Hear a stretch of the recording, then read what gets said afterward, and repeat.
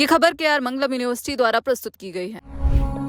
क्या सचमुच इस धरती पर एक ऐसी जगह है जहां पहुंचकर मन अपने आप शांत हो जाता है, जहां ना कोई शोर है ना कोई अहंकार, सिर्फ मौन, ध्यान और दिव्यता का अनुभव है। कैलाश सिर्फ एक पर्वत नहीं, ये करोड़ों लोगों की आस्था, विश्वास और आध्यात्मिक चेतना का केंद्र है। तिब्बत के पठार में लगभग 6,638 मीटर की ऊंचाई पर स्थित ये पर्वत सदियों से रहस्यों में घिरा हुआ है। सनातन परंपरा इसे भगवान शिव और माता पार्वती का दिव्य निवास मानती है। यही कारण है कि इसे मोक्ष, शांति और आनंद की भूमि भी कहा जाता है। दैनिक जागरण के उत्तराखंड राज्य संपादक मनोज झा जी कैलाश की यात्रा कर आए हैं। आइए उनका अनुभव भी आपके साथ साझा करते हैं।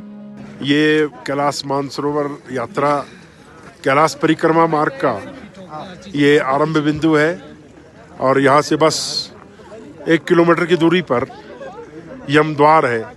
यहाँ सभी लोग यात्रा की तैयारी कर रहे हैं। यहाँ सारी बसें आके यही खड़ी होती हैं। टूर एंड ट्रेवल्स वालों की सारी बसें देखिए, सारे टूर गाइड्स, घोड़े खच्चर वाले, पिट्ठू, सभी व्यवस्था यहाँ आपको मौजूद मिलेगी। यहाँ से यमद्वार से यात्रा शुरू होगी और करीब 54 किलोमीटर की ये परिक्रमा पूरी करेंगे ये लोग। और इस बीच 2 रात्रि विश्राम इनको मार्ग में करना है। 2 रात्रि विश्राम के अलावा के साथ ही ये तीसरी सुबह करीब 8 किलोमीटर की पैदल यात्रा करके या घोड़े खच्चर से यात्रा करके ये सभी लोग माउंट कैलाश तक पहुंचेंगे, कैलाश पर्वत। और यहाँ जो आपको एक कच्चा सा रास्ता दिख रहा है, यही परिक्रमा मार्ग है। ये कोड़ा इसको हम बोलते हैं, परिक्रमा मार्ग। यहीं से परिक्रमा शुरू होगी और वापस तारचन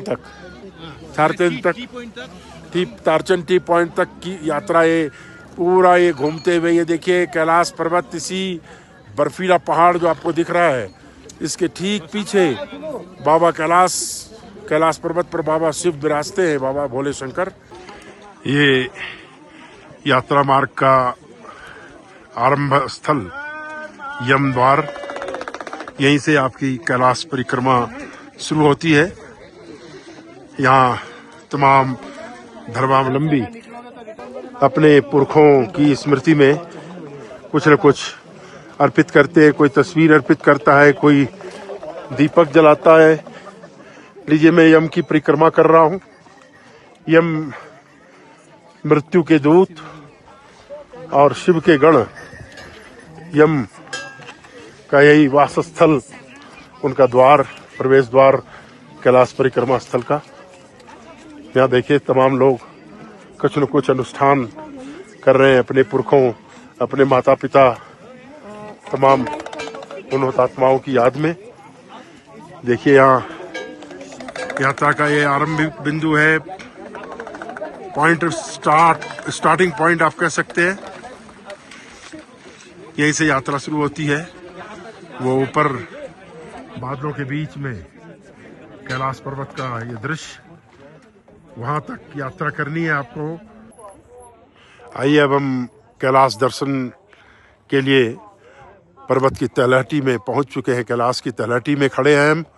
ये सामने यहाँ जो दिख रहा है, ये यात्रियों का बेस कैंप है और ये तिब्बत के इस पूरे पठार पर ऊंचाई में भोलेनाथ का ये अस्थाई आवास देखिए, शिव का। शिव के कैलाश के सामने जो ये पर्वत दिख रहा है, ये नंदी पर्वत है। माना जाता है कि नंदी का भी अस्थाई वास शिव के सामने ये रखा गया है। कैलाश शिव का अस्थाई निवास। कैलाश एक अनुभूति है, कैलाश एक स्थल नहीं, अनुभूति है। कैलाश एक चेतना है, कैलाश एक मंत्र है, कैलाश एक विभूति है, कैलाश सत्ता है, कैलाश संस्कृति है और कैलाश ही अंत में सब कुछ विलीन हो जाने का अर्थ है। माना जाता है सभी कल्पों की रचना सृजन के बाद ब्रह्मा ने आखिरकार अंततः शिव से प्रार्थना की कि आप मृत्युलोक में अपना अस्थायी निवास यहीं ग्रहण करें, और तब से बाबा भोलेनाथ इसी पर्वत पर विराजमान हैं माता पार्वती के साथ में गणनंदी। अभी आपको मैंने सुबह के एक वीडियो में दिखाया था कि किस तरह यम द्वार भी है। आपको कैलाश परिक्रमा मार्ग के लिए सबसे पहले वहीं से शुरुआत करनी होती है, और बार बार कैलाश पर कैमरा इसलिए टिकाना पड़ा है क्योंकि इसी के दर्शन से मोक्ष, माया, ममता सब कुछ यहीं समाहित है। संस्कृति, संस्कार, श्रद्धा, सुयश, यश सब कुछ इस पर्वतमाला, इस पर्वत श्रृंखला, इस पर्वत में विद्यमान है, विराजमान है। कैलाश एक अनुभूति का नाम है, कैलाश स्थिर चित्त का नाम है, कैलाश सृजन और विनाश दोनों का संभूत स्वरूप है। कैलाश शिव की विराट चेतना का एक प्रतिरूप है कि सृष्टि के संचालन में इस स्थल को केंद्र बिंदु भी माना गया है कि पृथ्वी का केंद्र कहीं इसी जगह आसपास है, और इसीलिए ब्रह्मा ने उन्हें यहीं इस केंद्र स्थल पर विराजमान होने के लिए उनसे आग्रह किया। आइए महादेव की कृपा स्थली और ब्रह्मा की रचना के उस स्थल पर आप पहुंचे हैं जिसे मानसरोवर कहा जाता है। ये मानसरोवर झील शिव की कृपा का जल स्वरूप ये झील मानी जाती है। देखिए बादलों की छवि देखिए यहाँ जरा मानसरोवर के ऊपर, किस तरह आसमान में ऐसा लगता है कि किसी पेंटर ने, किसी चित्रकार ने सफेद कूची नीले पर्दे पर यूं चलाई है कि विभिन्न आकृतियां यहाँ आपको नजर आ रही है। इसमें धर्म और अध्यात्म की वेत्ता, अलग अलग आकृतियां, अलग अलग आस्था, अलग अलग रंग तलाशते हैं। देखिए कितना दिव्य है मानसरोवर का किनारा, और विशाल विस्तार वाला मानसरोवर का यह झील। ये आपको मैं एक किनारे पर मैं खड़ा हूँ झील के, ये एक किनारा है और ये एक असीम विस्तार लिए हुए झील। तिब्बत के विशाल पठार के पश्चिमी भाग में स्थित पर्वत श्रृंखला के बीच स्थित कैलाश की भव्यता देखते ही बनती है। कैलाश के सामने एक ओर पवित्र मानसरोवर झील है और दूसरी ओर राक्षस ताल।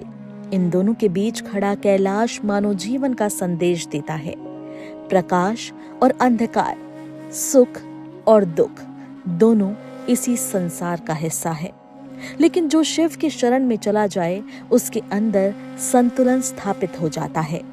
आज दुनिया धर्म, भाषा और सीमाओं के नाम पर विभाजित दिखाई देती है, लेकिन कैलाश हमें जोड़ने की बात करता है। वहाँ कोई प्रतिस्पर्धा नहीं, केवल मौन, ध्यान और आत्मा का परमात्मा से मिलन है।